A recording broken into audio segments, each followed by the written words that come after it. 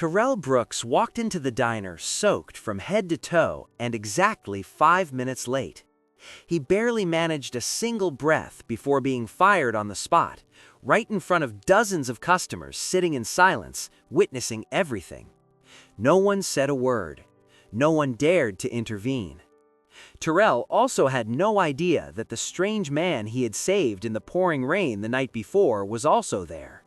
The man sat quietly in the corner, silently, observing every cruel word being hurled at him. And when that man stepped through the doors of Riverbend Diner, in just a single moment, every vicious remark the manager had thrown at Terrell would come back to haunt him for the rest of his life. But before we get to that part, let me tell you the story from the very beginning. Those seemingly small moments that ended up changing the lives of two people forever. If you enjoy emotional stories and unexpected twists like this, don't forget to hit subscribe so you won't miss any part of it. So what exactly happened on that rainy night? And why did it lead Terrell to this fateful moment? The storm that night was brutally unforgiving, with raindrops as heavy as sledgehammers pounding against the windshield of the old Ford pickup. Terrell Brooks gripped the steering wheel tightly, his dark brown hands contrasting against the worn leather, the sleeves of his white uniform shirt still damp from the coffee spill earlier that evening. The wipers worked at full speed, screeching with an irritating rasp, yet they only allowed him to see a few meters of road ahead. 11 at night. Riverbend Diner had closed late today because a tour group had stopped by at the last minute. Terrell had served them with his usual friendly smile, even though his mind kept wandering to his 6-year-old daughter waiting at home with the neighbor. Maya was probably asleep by now, her brown curls spread across the pillow, but even so, he needed to check if everything was all right. This week, his paycheck would be just enough to cover the rent, as long as nothing unexpected came up, as long as the car didn't break down, as long as Maya didn't get sick. Too many ifs in the life of a single father. Terrell sighed and rubbed his eyes with the back of his hand. 2 years. It has been 2 years since Londa passed away in a car accident. 2 years of being both mom and dad, juggling bills and rocking his daughter to sleep when she cried for her mother. Sometimes he wondered if he was doing enough, but he could only keep going. The headlights cast their beam forward, illuminating the rain-soaked oak trees lining the road. The drive home through the Atlanta suburbs was empty at this hour. Too empty. So empty that when he noticed something strange ahead, his heart thudded harder. A shiny black sedan sat crooked on the roadside, its hazard lights blinking weakly through the thick curtain of rain. The hood was wide open, thin streams of smoke drifting upward before dissolving into the cold wind. And standing beside the car was an older white man with silver-gray hair plastered to his head, his black suit soaked through, one hand gripping the side of the car for balance. No umbrella, no help. Just an old man staring down at his phone, his face tight with worry beneath the dim sweep of the headlights. Terrell hit the brakes, the truck skidding slightly on the slick pavement. His rational mind whispered, "It's late. Maya's waiting at home. This is a deserted road. You don't know who he is." But then he saw the man's shoulders trembling, saw his fingers struggling with the phone screen only to find no signal in this area, saw a human being who genuinely needed help.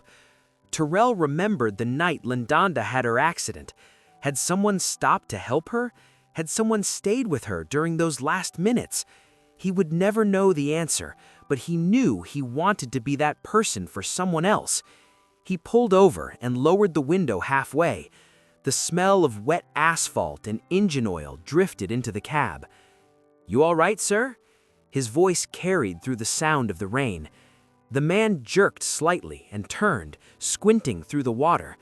On his wrinkled face was a mix of astonishment and the guarded caution of someone suddenly seeing light in the dark.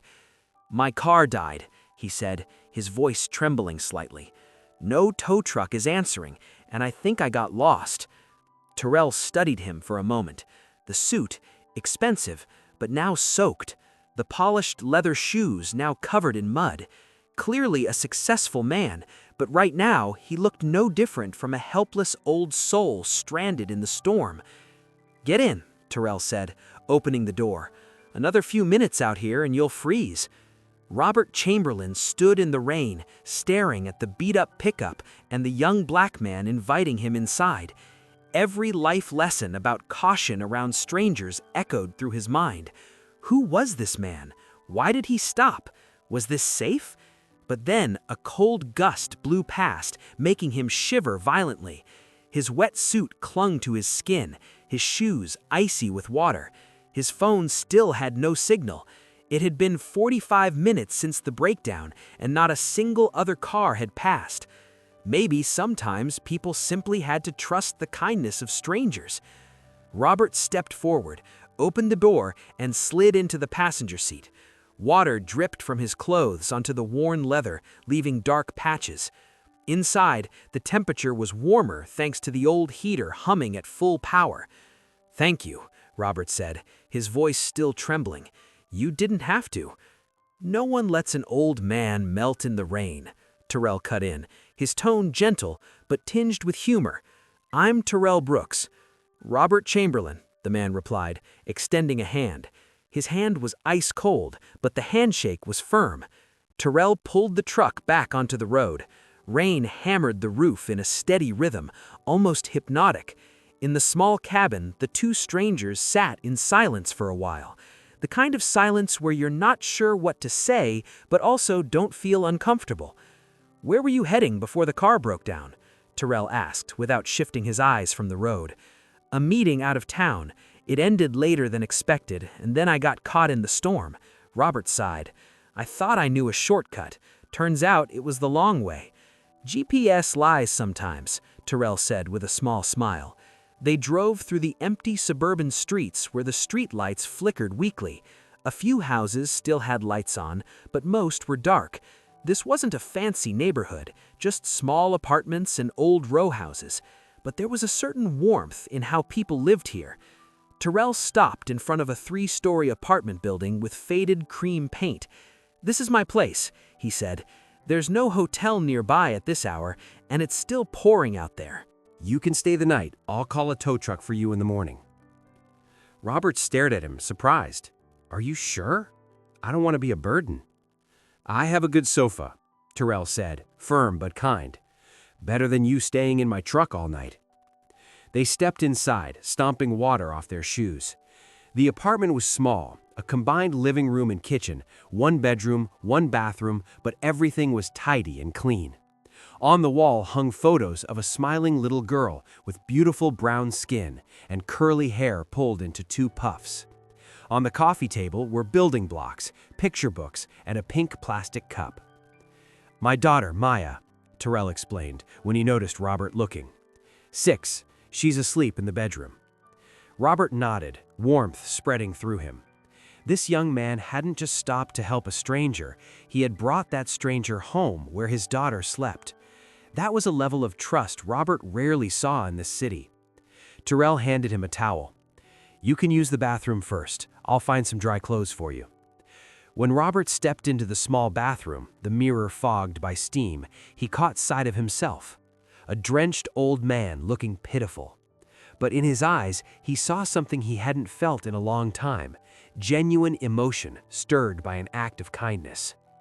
20 minutes later, Robert sat on the sofa wearing Terrell's oversized athletic clothes. In his hands was a steaming bowl of instant soup, its aroma filling the small room. Terrell sat on the chair beside him, holding his own bowl, but he looked exhausted from the long day. "I truly appreciate this," Robert said, sincerely. "Not everyone would do what you just did." Terrell shrugged. "Just doing the right thing." "But not everyone does the right thing," Robert said pointedly, "especially these days." They were quiet for a moment, the rain now softer against the window. Robert took a sip of soup, then asked, "What do you do, Terrell?" "Waiter at Riverbend Diner. Been there 4 years. Not a dream job, but it pays on time and lets me spend time with my daughter." "And your wife?" Terrell fell silent, sadness flickering across his eyes. "She passed away 2 years ago. Car accident. Since then, it's just me and Maya." Robert felt something tighten inside his chest. "I'm very sorry." "It's all right," Terrell said, though his voice wavered. "We're learning to keep going. Maya, she's everything." Robert looked at the young man, tired face, yet still a light in his eyes. He had lost his wife, raised a child alone, worked tirelessly, yet still stopped to help a stranger in the rain. That was the kind of person Robert hadn't seen in a long time in his ruthless business world. "And you, Terrell, what do you do?" Robert hesitated. He was used to introducing himself with titles, companies, and achievements. But tonight, none of that felt important. "I'm in business," he said simply. "Own a few companies. Had a meeting about a new deal today." "Sounds important." "It is," Robert nodded. "But I'm starting to realize that sometimes the most important things aren't the numbers or the contracts." Terrell smiled faintly. "Maya teaches me that every day."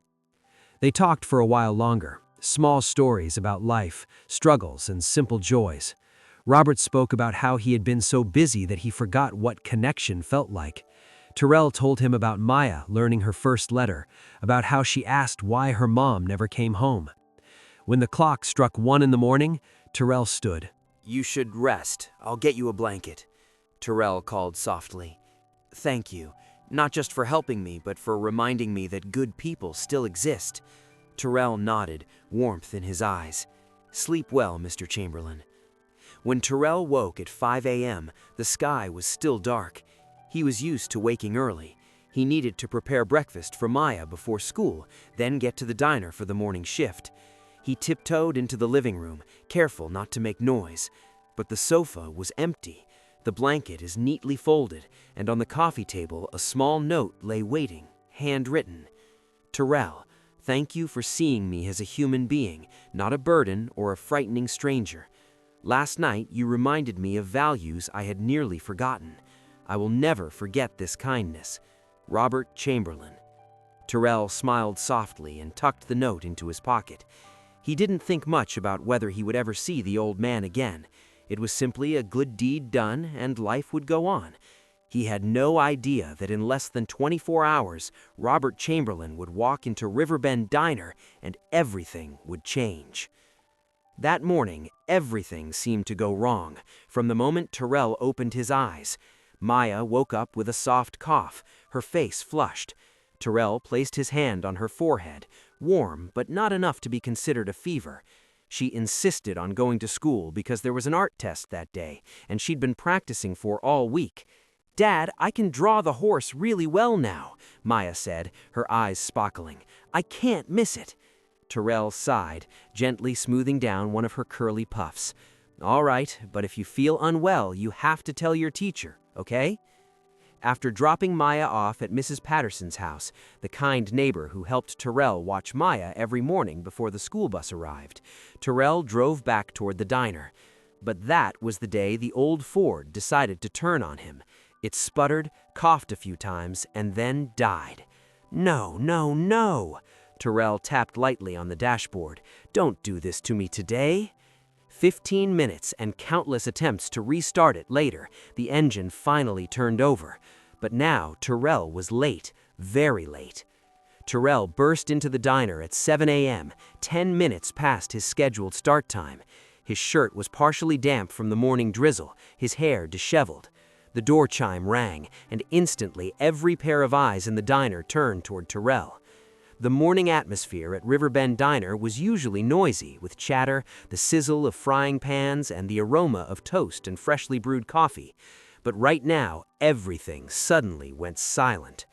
Behind the register, Derek Matthews was waiting, the diner's manager, 40 years old, hair slicked back to a glossy sheen, his black suit always perfectly pressed.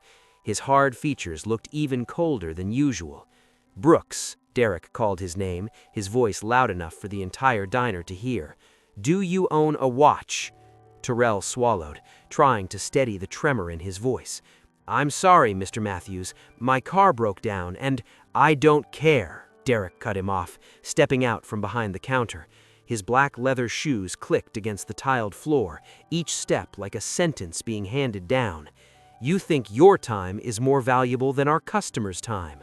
"No, sir, but—" What? Derek held out a hand, his voice rising.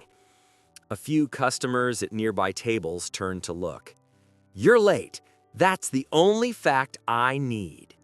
Terrell felt his face burn. He glanced around the diner. Tommy Rivers, the cook, stood frozen by the stove, still holding the stirring spoon but not daring to move. Lisa Martinez, the morning shift waitress, stood in a corner, her face pale, eyes full of worry but silent.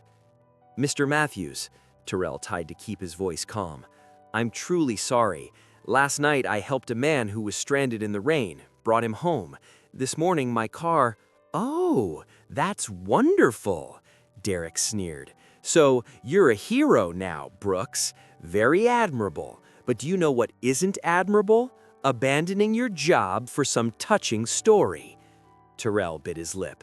"I didn't abandon it. I was only 10 minutes. Derek interjected. "In that time, we had 3 tables waiting. Lisa had to serve everyone alone. And you, where were you? Playing the Good Samaritan." The customers began exchanging looks. An older woman sitting at a corner table whispered to her companion, "Poor guy," but no one spoke up. Derek turned back to the counter and grabbed a sheet of paper. "Do you have any idea how important today is, Brooks?" Terrell shook his head, a sense of dread building inside him. "Today, the actual owner of Riverbend Diner will be visiting," Derek said, his voice icy. "He's owned this place since last year, but has never come by. And now, for the first time, he wants to see how the diner runs. I need everything perfect. Perfect." Derek stepped closer to Terrell, lowering his voice, though it was still loud enough for everyone to hear. "And you think I'm going to let some chronically late, irresponsible guy like you ruin my first impression on the owner?" "Mr. Matthews, please give me a chance," Terrell said, his voice almost pleading. 4 years. I've worked here for 4 years. I've never skipped a shift without notice, never complained. This is the first time I—" "The first time is also the last time," Derek cut him off. He pointed to the apron hanging behind the counter. "Take off the apron, you're fired." The words hit like a bolt of lightning. Terrell skimmed frozen, unable to believe his ears. "You can't." "I can, and I already did," Derek said coolly, turning back to the counter. "Hand over the apron, then get out of my diner." Inside the diner, not a sound. The sizzling from the pan had stopped. Even the background music seemed to fall silent. Only Terrell's heavy breathing and the pounding of his heart in his chest remained. Terrell untied the apron, his hands trembling. He laid it on the counter, trying to keep his composure even as he felt shattered inside. 4 years. 4 years of hard work, sweat, smiles for customers, and extra late-night shifts for a bit more pay, all gone in an instant. "I hope you find another job, Brooks," Derek said with a fake, sympathetic tone. "But a word of advice, next time, care more about your job than about playing hero." Terrell didn't respond. He turned and walked away, each step heavy. As he passed the tables, some customers looked at him with pity. Others quickly looked away. Lisa stood in the corner, eyes brimming with tears, but she didn't dare say a word. The door chime rang as Terrell stepped outside. The drizzle was still falling. Atlanta's Monday morning sky was gray and cold. Terrell stood on the sidewalk, looking back at the diner through the glass window. He saw Derek laughing and saying something to Tommy, looking satisfied as if firing someone made him feel more powerful. Terrell wiped the water from his face. Or were those tears? He wasn't sure. All he knew was that he had just lost his job, lost his only source of income. And Maya, what would Maya eat next week? How would he pay the rent? He started walking, shoulders slumped, dragging his feet along the wet pavement. He didn't realize that across the street, a black sedan was parked quietly, and the man inside was watching everything. Robert Chamberlain's grip tightened on the steering wheel, his teeth clenched. He had seen it all, seen how Derek Matthews humiliated Terrell in front of everyone, saw how no one spoke up for him, saw Terrell walk out like a broken man. Robert looked up at the sign above the diner, Riverbend Diner. He smiled faintly, a cold, determined smile. "So, this is where you work," he murmured, "and this is how they treat you." He checked his watch. 12:30 p.m., right on time. Robert Chamberlain had owned Riverbend Diner for a year, having bought it from the previous owner as a small investment in his vast portfolio. He had never visited, leaving management in the hands of Derek Matthews, a man with an impressive track record in terms of numbers. But now, Robert realized numbers weren't everything. He dialed a number. "James, it's me. I need you at Riverbend Diner immediately. Bring a hidden camera, recording equipment, and get ready to investigate a man named Derek Matthews. I want to know everything." He ended the call and looked back at the diner. "You saved me last night, Terrell," Robert said to himself. "Now it's my turn." And with that, Robert Chamberlain stepped out of the car, adjusted his tie, and walked into Riverbend Diner. The show was about to begin.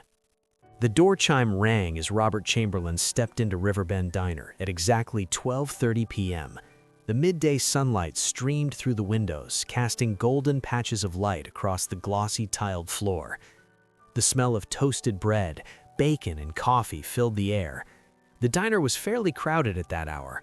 Lunchtime customers, office workers, truck drivers, students sat at their tables chatting animatedly.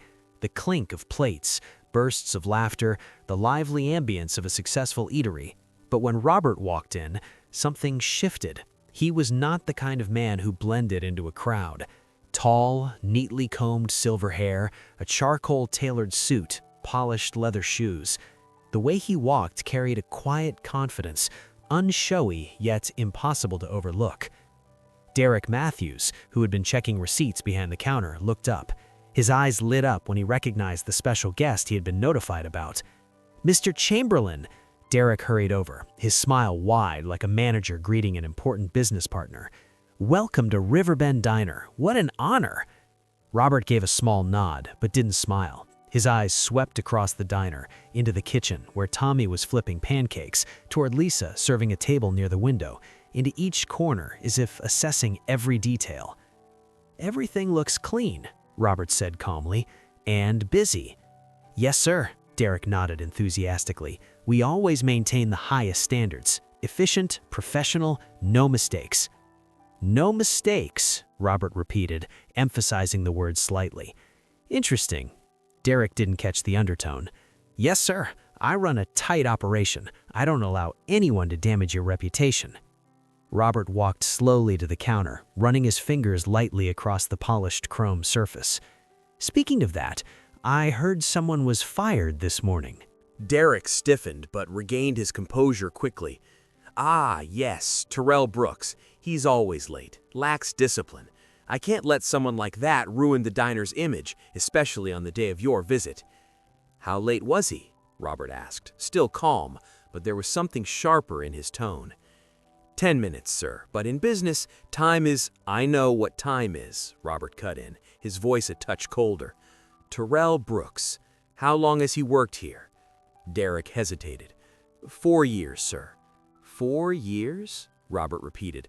"And this was his first time being late?" Derek swallowed. "Not exactly. I mean, maybe there have been a few times." "Yes or no?" Robert asked directly, looking him in the eye. "All right, maybe this was the first," Derek admitted, voice trembling slightly. "But rules are rules, sir. I can't make exceptions." Robert nodded slowly, then walked around the diner. He stopped at the counter where Tommy was preparing a dish. "You're the cook?" Robert asked. Tommy Rivers, a big man with a beard and hands scarred from years in the kitchen, nodded. "Yes, sir, Tommy Rivers." "Terrell Brooks. Do you know him?" Tommy glanced at Derek, then back at Robert. "Yes, sir. Terrell he's the best here." Derek jumped in quickly. "Tommy is exaggerating, sir. Terrell is just—" "I'm speaking to Tommy," Robert said firmly. Derek fell silent instantly. Tommy swallowed and continued. "Terrell never complains, always shows up on time. He treats customers better than anyone, always smiling even when he's exhausted. This morning wasn't fair to him." "Not fair?" Derek snapped, voice rising. "Tommy, you'd better watch what you—" "That's enough," Robert said. Not loudly, but with enough weight that Derek shut his mouth at once. He turned toward Lisa, who stood in the corner holding a small notepad. "And you, what do you think of Terrell Brooks?" Lisa, the young woman with neatly tied brown hair and red, tearful eyes, looked down to the floor. "Terrell is the best person I've ever worked with. He taught me everything when I started. He always shielded me when customers were harsh." Derek tried to intervene. "Sir, everything they say is emotional nonsense. Numbers matter. And," Robert turned toward him, his stare icy enough to silence him, "call Terrell Brooks back." Derek's mouth fell open. "Sir, call Terrell Brooks back right now." "But sir, I just fired him, and I'm asking you to call him back," Robert repeated, his tone no longer patient. "Or do you need me to explain it more clearly?" Derek gulped, sweat beginning to form on his forehead. "Yes, sir. I'll call him right away." Terrell was sitting in his truck, his hands trembling around his phone. He had just called Mrs. Patterson, telling her he might pick Maya up late today because he needed to look for a job urgently. The kind older woman reassured him that it was fine, but Terrell was anything but fine. His mind swirled with images of unpaid bills, an almost empty fridge, and Maya's shoes, now too small, he still couldn't afford to replace. His phone rang. Unknown number. Terrell hesitated, then answered. "Terrell Brooks?" Derek Matthews' voice came through, void of arrogance this time. Instead, he sounded anxious. "Yes, you need to come back to the diner right now." Terrell frowned. "You just fired me." "I know, but something important has come up. Please come back as fast as you can." "What is it?" "You'll know when you get here," Derek blurted before hanging up. Terrell stared at his phone, confused. Was this some sick joke, or did Derek want to humiliate him again? But then he remembered Derek's tone, not commanding, but pleading. Terrell started the truck. He had nothing left to lose anyway. 15 minutes later, he stood at the door of Riverbend Diner. His heart hammered. His hand gripped the handle. He took a deep breath and pushed the door open. The chime rang. Everyone in the diner looked up. Terrell walked in, his tall frame moving through the doorway, eyes scanning the room, confused by the tense look on Derek's face and by the presence of a stranger. No, wait, not a stranger. It was Robert Chamberlain. Terrell froze. The old man from last night, the man he rescued in the storm, was now standing there in a refined suit, carrying himself with total authority. No trace of the helpless elderly man remained. Before Terrell stood a powerful businessman. "Terrell," Robert smiled lightly and stepped forward. "Thank you for coming back, Mr. Chamberlain," Terrell stammered. "What are you doing here?" Robert didn't answer immediately. Instead, he turned to face the entire diner. His voice rang out clear and firm. "Allow me to introduce myself. My name is Robert Chamberlain, the owner of Riverbend Diner." A wave of whispers rippled through the diner.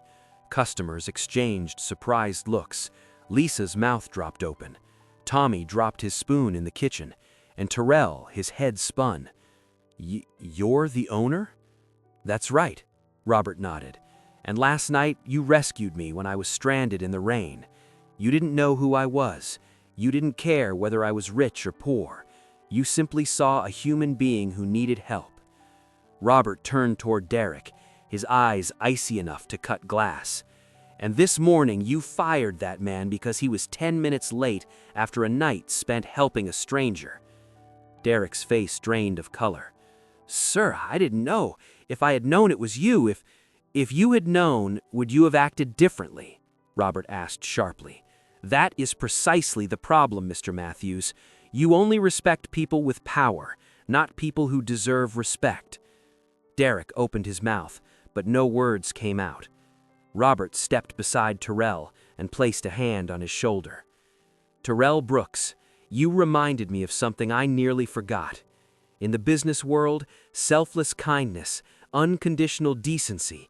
Therefore, I am making this decision publicly." He turned to the entire diner. "Terrell Brooks is reinstated immediately. Furthermore, starting today, he is co-manager of Riverbend Diner." The diner fell silent for a heartbeat. Then, from the kitchen, Tommy began clapping. Lisa joined in, then the customers. A warm, genuine applause filled the room. Terrell stood there in disbelief. Tears stung his eyes. He blinked them back. "Sir, I don't know what to say." "You don't need to say anything," Robert smiled. "You did what was right. I'm just returning the favor." Derek stood frozen, pale as paper. And what about me, sir?" Robert looked at him and sighed. "You'll remain manager, but from now on you will learn to respect people, not just numbers. And if you ever repeat what you did today—" He left the sentence hanging, but the message was unmistakable. Derek bowed his head. "Yes, sir." And with that, a new chapter for Riverbend Diner began. 3 weeks had passed since the day Robert Chamberlain announced that Terrell Brooks was co-manager. Riverbend Diner still opened its doors, still served breakfast, lunch, and dinner as usual, but the atmosphere inside was completely different. Terrell was sitting in the small room behind the kitchen, the office that previously only Derek was allowed to step into. An old wooden desk, a computer, and drawers full of receipts and ledgers. Terrell had never imagined there would be a day he'd sit here, not as an employee being called in to be reprimanded, but as someone with the authority to make decisions. But along with that authority came responsibility, and it felt heavier than he had expected. He flipped through each financial report, his eyes lingering on the columns for revenue, expenses, and profit. Something wasn't right. A few expense items had spiked suddenly over the past 3 months with no clear reason. The cost of supplies was higher than average, and some cash transactions were not fully recorded. Terrell frowned and wrote down the irregularities in a small notebook. It could just be accounting errors. It could also be busy. Terrell looked up.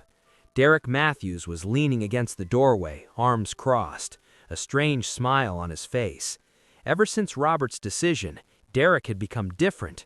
He no longer shouted, no longer acted like he was above everyone else. Instead, there was a cold, icy silence about him, the kind of silence that was more unsettling than anger.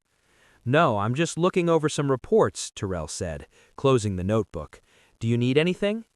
"Just wanted to remind you we have a staff meeting at 3, Derek replied, his tone flat, but his eyes anything but friendly. "Robert will be joining via video call." "Got it, I know, thanks." Derek still didn't leave right away. He stood there for a few more seconds, looking at Terrell with unreadable eyes, then finally turned and walked off. Terrell watched him go, a vague sense of unease stirring in his chest. That evening, Terrell got home earlier than usual. Maya was curled up on the sofa, coloring in a drawing book, her curly hair pulled into 2 neat puffs with colorful beads that clicked softly as she moved her head. "Daddy's home!" Maya sprang up, ran over, and wrapped herself around his legs. "I missed you so much!" Terrell bent down and lifted his daughter into his arms, breathing in the familiar scent of children's shampoo and cocoa butter. "I missed you too," he laughed. "How was school today?" "It was great. I got an A on my art test," Maya squealed, and tugged him over to the fridge. On the door, her drawing was stuck up with a magnet. A family of 3, a tall dad with brown skin, a little girl with curly hair, and a faint figure beside them with the clumsy words, "Mom in Heaven." Terrell's heart clenched. 2 years had passed, but Maya still thought about her mother every single day. "It's beautiful, honey," Terrell said, forcing his voice to stay steady. "Daddy?" Maya suddenly looked straight at him, her clear brown eyes searching. "Are you happy?" Terrell paused. "Why do you ask that?" "Because you look really tired. You stay up late every night. I hear you sigh a lot." Terrell sat down and pulled Maya to sit facing him, their eyes level. "As long as I have you, I'm happy, Maya." "But are you sad?" Terrell stayed quiet for a moment, then chose to be honest. "Yes, sometimes I'm sad, but every time I look at you, I feel strong again." Maya threw her arms around his neck. "Daddy is the best person in the whole world." In that small apartment, wrapped in the tight hug of a 6-year-old girl, Terrell suddenly felt like the richest man alive. He didn't know that at that very moment, out in the parking lot of Riverbend Diner, Derek Matthews was sitting in his car, staring into the diner through the dark glass. Inside his mind, a shadowy plan was slowly taking shape. On Wednesday morning, Terrell arrived at the diner early as usual. He opened the cash register to check the previous night's takings, a new habit Robert had asked both managers to do together so they could compare records. But after counting for a short while, Terrell stopped. Money was missing, exactly $150. He counted again, once, twice, 3 times. The number didn't change. The cash in the register didn't match the written record. Is something wrong? Lisa walked over carrying a tray of coffee cups. She had noticed the tension on his face. There's money missing? Terrell said quietly. $150. Lisa frowned. Maybe someone gave the wrong change last night. Maybe. Terrell nodded, but his unease remained. Did you notice anything strange last night? No, everything was normal, Lisa tried to recall. Oh, but Derek stayed late after I left. He said he had to finish some reports. Terrell made a mental note of that. He didn't want to jump to conclusions about anyone, but I'll check the cameras, Terrell said softly. For now, don't mention this to anyone, okay? Lisa nodded. Terrell went up to the office and turned on the surveillance system. Riverbend Diner had 3 cameras, one on the register, one in the kitchen, and one at the entrance. He rewound the footage from the previous night, starting around 10 p.m. when the diner closed. 10:15 p.m. Lisa and Tommy finished cleaning and left one after another. 10:30 p.m. Only Derek remained in the diner. 10:45 p.m. Derek stood at the register, opened the till, he pulled out a stack of bills, counted them, then stuffed them straight into his jacket pocket. Terrell paused the video. His heart pounded. Derek was stealing, but Terrell knew one recording wasn't enough. He needed more evidence. One incident could be brushed off as a mistake. He needed the full picture. Terrell called Robert, not from the office, but from the parking lot where no one could overhear. Robert, I need to talk to you. It's urgent. On the other end, Robert's voice was still calm, but clearly focused. What's going on, Terrell? Cash is missing, and I have video of Derek taking money from the register. There was a brief silence. Then Robert exhaled slowly. Are you sure? I watched it 3 times. It's him. Robert said, don't do anything yet. Don't confront him and don't mention this to anyone. I'll send someone down, and Terrell, yes, be careful. If Derek senses you're investigating him, he might do something reckless. The call ended. Terrell stood in the freezing Atlanta morning air of the parking lot, a thick fog of unease settling around him. 2 days later, a man walked into Riverbend Diner at 11:00 a.m. He was tall, with short cropped hair, wearing a black leather jacket and jeans. At first glance, he looked like any other passerby, but the way he watched everything, the sharp, steady eyes, the deliberate movements, the way he noted every detail, made it clear he was not just a casual customer. He chose a corner table, ordered a cup of coffee and a sandwich. The whole time he quietly observed the way Derek moved around, how often he touched the cash register. This was James Porter, the private investigator Robert had hired. Robert had already told Terrell about him. Terrell knew James was there, but no one else in the diner knew anything, not even Derek. James stayed for 2 hours before leaving, but he didn't go home. That evening, he came back and sat somewhere else. The tiny camera hidden in his jacket recorded every movement, every gesture. On Friday evening, Robert arranged to meet Terrell at a nearby cafe. James was there as well. We've got enough, James said, opening his laptop. On the screen were a series of videos and stills. Derek opening the register, taking money, altering numbers, changing records, not once, but at least 8 times in the past 3 months. The total amount he's taken is estimated at over $3,000, James concluded. Terrell let out a long breath, a mix of anger and disappointment. His salary isn't low. Why would he do this? Robert shook his head slightly. Not everyone steals because they need money, Terrell. Some do it out of greed. Some do it for the feeling of power. Derek got used to controlling everything here. When you became co-manager, he lost part of that control. This is how he tried to take it back. What do we do now? Terrell asked. Robert looked at James, then back at Terrell. We confront him, but not in private, in front of the whole staff. I've already called the police. Terrell swallowed. When? Monday morning, Robert replied. I'll fly to Atlanta. We're going to put an end to this. The weekend passed under a silence stretched tight like a drawn wire. Terrell kept working as usual, forcing himself to act as if nothing had changed so Derek wouldn't grow suspicious. But every time he saw the man, his fake smile, the way he talked to customers like he owned the place, anger surged up inside him. On Sunday night, Terrell could barely sleep. He lay staring at the ceiling, his mind spinning with scenarios. How would Derek react? Would he confess or deny everything and try to pin it back on Terrell? A soft knock on the door pulled him out of his thoughts. "Dad?" Maya's voice came. "Come in, sweetheart." She opened the door, clutching her teddy bear, shuffling over to the bed. "I can't sleep." Terrell lifted the blanket. "Come here." Maya slid in beside him. "You're worried about work, aren't you?" "Yeah, a little," Terrell admitted. "Because of your job?" "Yeah, that too." Maya was quiet for a moment, then said, "Mom used to say that when you're worried, you just have to look up at the stars and remember she's up there watching you." Terrell's chest tightened. She was right. "She's watching you too, isn't she?" Terrell gave a sad smile. "I'm sure she is." The two of them lay still like that until Maya drifted off, still hugging her teddy tightly. Terrell looked at his daughter and whispered softly, "Lash, do you see this? I'm trying to do the right thing for her, for our family." In the darkness, a delicate sense of peace seemed to settle over the room, as if someone were gently placing a hand on his shoulder, saying, "Keep going, it's going to be all right." Monday morning was coming, and with it, the moment everything would change. Monday morning, Riverbend Diner opened like any other day. Customers came and went, placed orders, ate breakfast, and chatted noisily.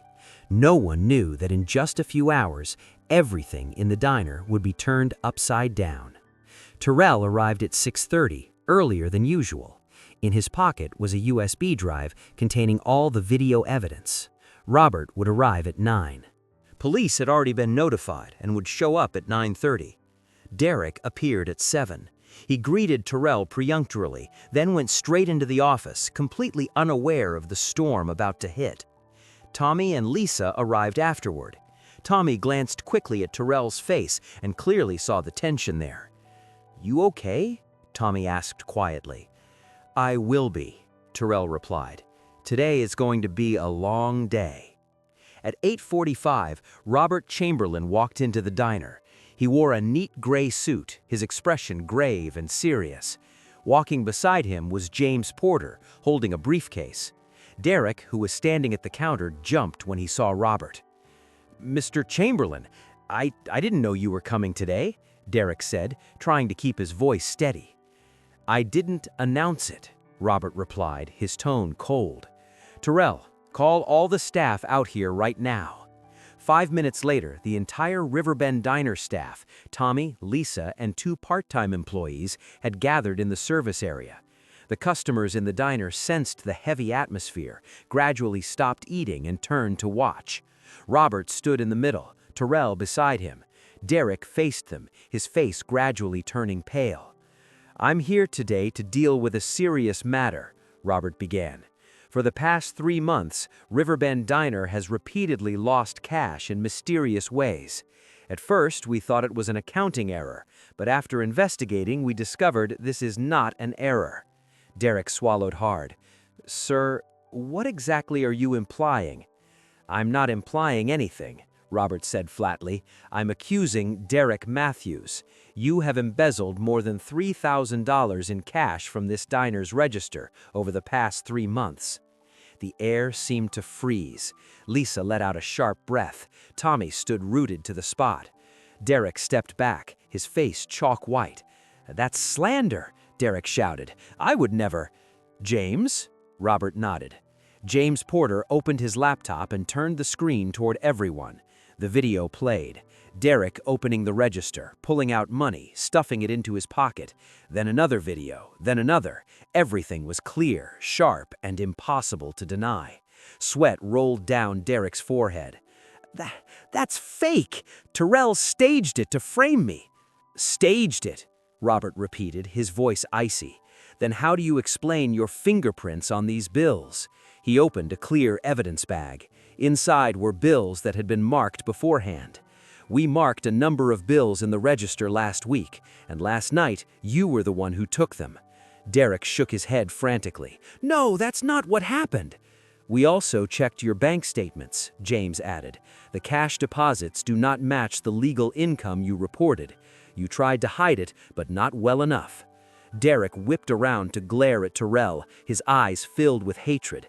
This is all because of you. Before you showed up, I was the only manager here. Then he promotes you, some nobody waiter, and makes me lose face in front of everyone.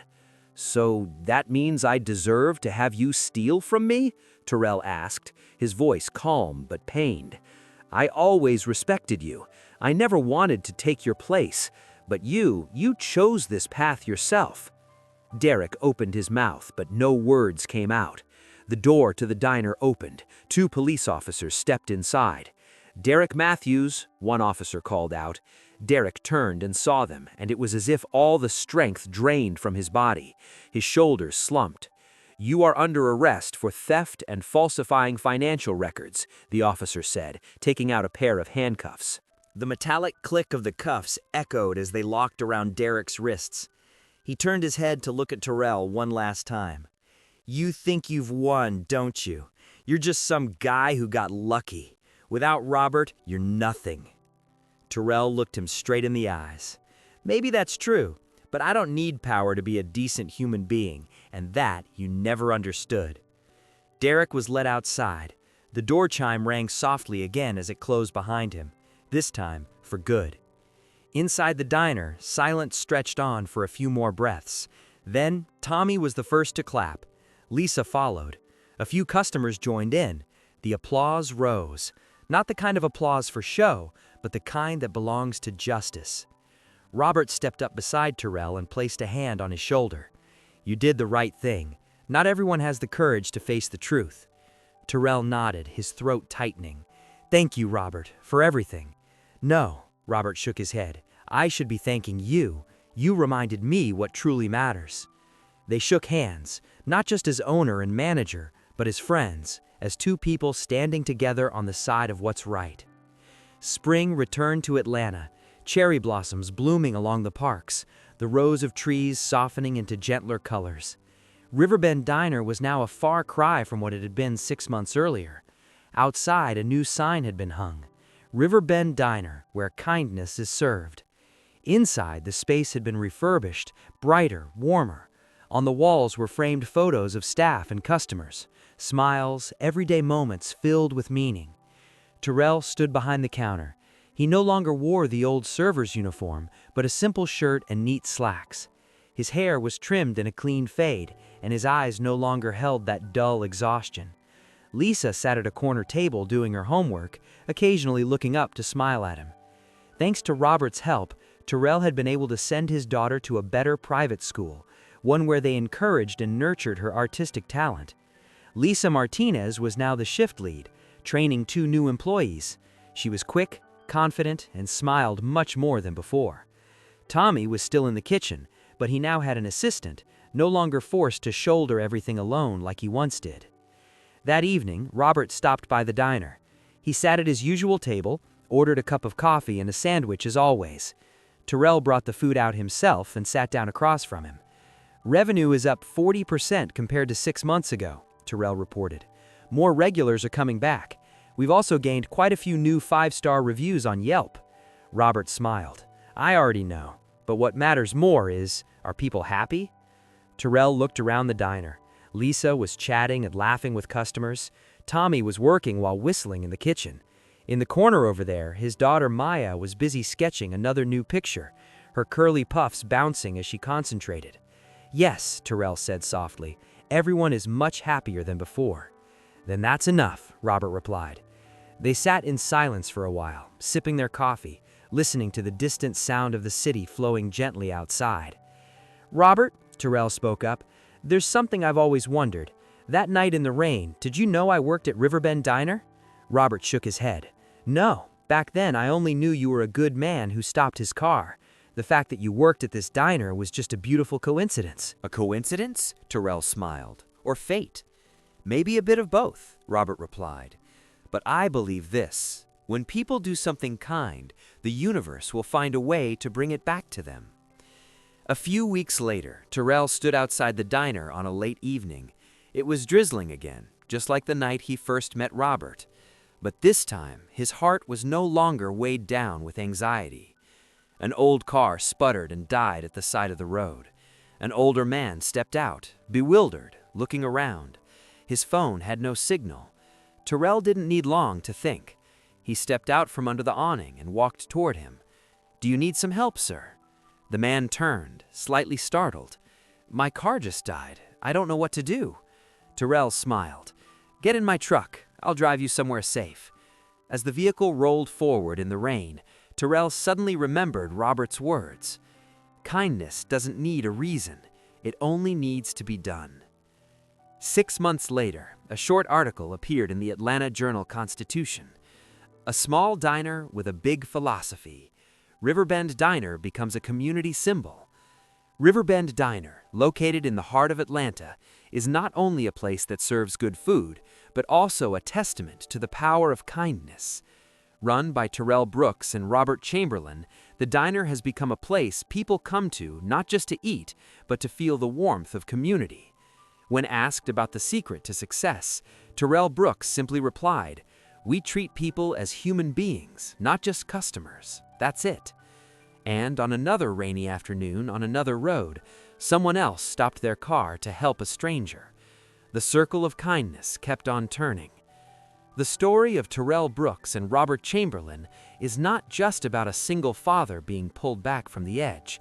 It is a story about how one very small act of kindness can transform an entire life, not only for the person who receives it, but for the one who gives it. In a world that is becoming colder and more hurried, people easily forget that humans still need humans, that kindness is not a sign of weakness, but a mark of strength. Terrell reminded Robert of the human side behind the numbers. Robert gave Terrell a second chance, and together they created a place where kindness is not exploited, but honored. That place is Riverbend Diner, and it could also be the story of all of us. Finally, if you've stayed with me until now, thank you so much for spending your time on Terrell and Robert's story.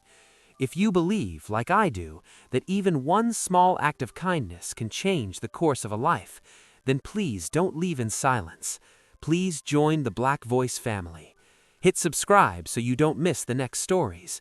If this story touched you, please like the video and share it with someone you think needs to hear it. And before you click away, leave me a comment. Has someone ever helped you on a really bad day? I'll read each and every comment. See you in the next story.